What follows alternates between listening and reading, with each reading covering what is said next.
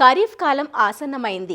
ఏ పంటలో అయినా విత్తనం నాణ్యంగా ఉంటేనే పంట దిగుబడులు బాగుంటాయి. నాణ్యత గల విత్తనాన్ని ఎంచుకోవడమే కాదు, విత్తిన వెంటనే నునులేత పైరును చీడపీడలు ఆశించకుండా ఉండాలంటే విత్తన శుద్ధి ప్రక్రియను తప్పకుండా చేపట్టాలి. విత్తనాలను శుద్ధి చేయడం వల్ల పంట విత్తింది మొదలు నెల రోజుల వరకు చీడపీడలు ఆశించవు. పురుగులు రాకుండా పురుగు మందులతోనూ, తెగుళ్లు ఆశించకుండా తెగులు మందులతోనూ విత్తన శుద్ధి చేసుకోవాలి. విత్తనాన్ని శుద్ధి చేయకుండా విత్తినట్లయితే ఆ పంటను తొలి దశలోనే మొదలు కుళ్ళు, వేరుకుళ్ళు, రసం పీల్చు పురుగులు వంటివి ఆశించి దెబ్బతీస్తాయి.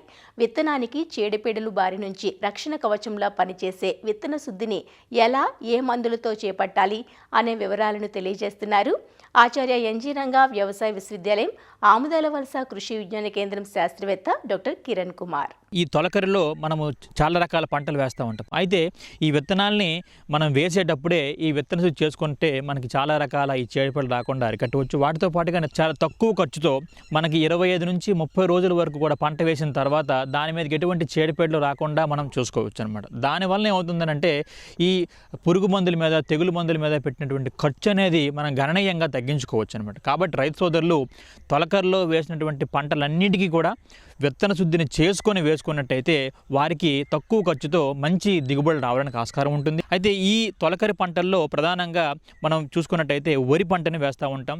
ఈ వరిలో మనం విత్తన శుద్ధి చేసేటప్పుడు 2 రకాలుగా చేసుకోవచ్చు. ఒకటి తడి విత్తన శుద్ధి, ఇంకొకటి పొడి విత్తన శుద్ధి. ఈ తడి విత్తన శుద్ధి అనేది ముఖ్యంగా కూడా ఏదైతే దంపనార మల్లు ఉంటాయో ఆ దంపనార మల్లులో మనం చేసినప్పుడు చేస్తూ ఉంటాము. అందుకు గాను ఏం చేస్తామంటే ఈ కార్బండిజాన్ కానీ, థైరామ్ని కానీ, క్యాప్టాన్ కానీ 1 గ్రాము 1 లీటర్ నీటికి, అలాగే 1 కేజీ విత్తనానికి సరిపడేటట్టు మనం నానబెడతాం అనమాట. సో అందులో నీటిలో కరిగించినటువంటి ఆ మందు ద్రావణంలో ఈ విత్తనాన్ని అంతటినీ కూడా నానబెట్టి మండికట్టి ఆ మొలకెత్తినటువంటి విత్తనాన్ని దంపనారమల్లో జల్లుకొని మనము సాగు చేసుకోవచ్చు.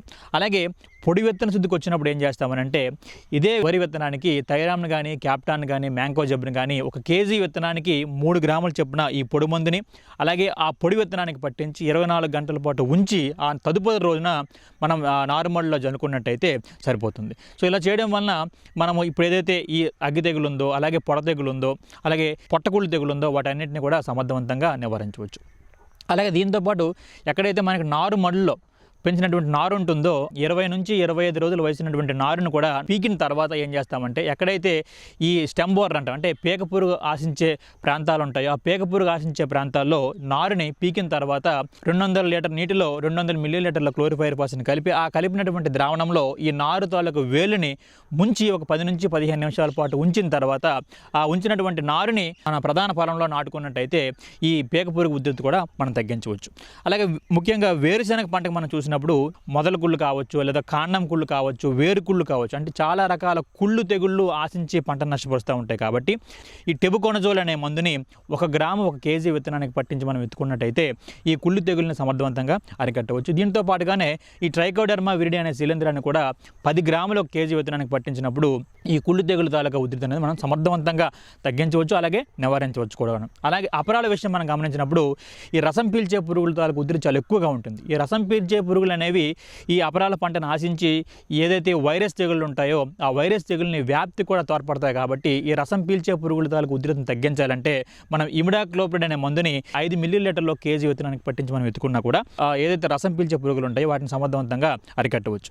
అలాగే మొక్కజొన్న విషయం మనం గమనించినప్పుడు ఈ మధ్య కాలంలో మొక్కజొన్నలో ఈ కత్తెర పురుగు అనేది విపరీతంగా ఆశించి పంట నష్టపరుస్తూ ఉంటుంది. కాబట్టి ఈ మొక్కజొన్నలో మనం వేసేటప్పుడు 20 నుంచి 25 రోజుల లోపు మనకి కత్తెర పురుగు ఉధృతి పెరగకుండా ఉండాలంటే సయాంట్రినిలిప్రోల్ అలాగే ఈ థయామెథాక్సమ్ కాంబినేషన్లో మనకు మందు దొరుకుతుంది. అది కనుక మనం తీసుకొని 6 మిల్లీలీటర్లు 1 కేజీ విత్తనానికి పట్టించి మనం ఎత్తుకున్నట్టయితే మొక్కజొన్నలో ఈ కత్తెర పురుగు తాలూకు ఉధృతిని కూడా మనం సమర్థవంతంగా తగ్గించవచ్చు.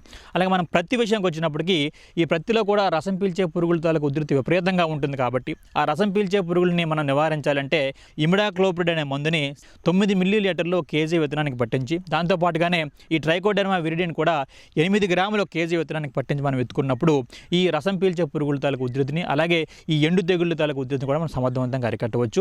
వీటితో పాటుగా తొలకరలో రాగి పంటని అలాగే మిల్లెట్స్ అంటే చిరుధాన్యాలను కూడా ఎక్కువగా సాగు చేస్తూ ఉంటారు. కాబట్టి ఆ చిరుధాన్యాలు వేసినటువంటి రైతు సోదరులందరూ కూడా 1 కేజీ విత్తనానికి ఈ కార్బండిజం అనే మందుని 3 గ్రాములు మనకి 1 కేజీ విత్తనానికి కలిపి మనం ఆ కలిపినటువంటి విత్తన శుద్ధి చేసినటువంటి విత్తనాన్ని మనం విత్తుకున్నట్టయితే చాలా వరకు కూడా ఈ రాగి పంటలో ఈ అగ్గి తెగుల్ని అలాగే పొడ తెగుల్ని మనం సమర్థవంతంగా అరికట్టవచ్చు. సో అలాగే కంది కూడా ఈ తొలకరలో చాలా ఎక్కువ విస్తీర్ణంలో మనం సాగు చేస్తూ ఉంటారు. కాబట్టి కంది పంటను వేసినప్పుడు కూడా మనకి ఎండు తెగులు ఎక్కువగా ఆశించి నష్టపరుస్తూ ఉంటుంది. ఆ ఎండు తెగులు నివారణ కందిలో మన ప్రధానంగా కూడా ఈ ట్రైకోడెర్మా విరిడి అనే మందుని 8 గ్రాములు 1 కేజీ విత్తనానికి పట్టించి మనం విత్తుకోవచ్చు. అలాగే ఈ కంది అనేది అపరాల జాతికి చెందిన పంట కాబట్టి దీంట్లో వేరు బొడిపుల సంఖ్యని పెంచడానికి రైజోబియం కల్చర్ని కూడా మనకి దొరుకుతూ ఉంటుంది మన ఆచార్య వ్యవసాయ విశ్వవిద్యాలయం నుంచి. అది కనుక తీసుకొని 8 నుంచి 10 మిల్లీలీటర్ల కేజీ విత్తనానికి పట్టించి మనం కూడా ఈ విత్తుకున్నట్టయితే దాంట్లో వేరు బొడిపుల సంఖ్య పెరిగి నత్రజని స్థిరీకరణ కూడా బాగా ఎక్కువగా జరుగుతుంది అనమాట. అన్ని పంటల్లో కూడా విత్తన శుద్ధి చేసుకుంటే చాలా తక్కువ ఖర్చుతో మనకి మంచి దిగుబడులు అలాగే ఆరంభ దశలో వచ్చినటువంటి చీడపీడలను కూడా మనం సమర్థవంతంగా అరికట్టుకోవచ్చు అనమాట. దీనివలన మనం ఏంటంటే వేసినటువంటి పంటలో ఈ అధికంగా రసాయనాల వాడకాన్ని కూడా తగ్గించవచ్చు.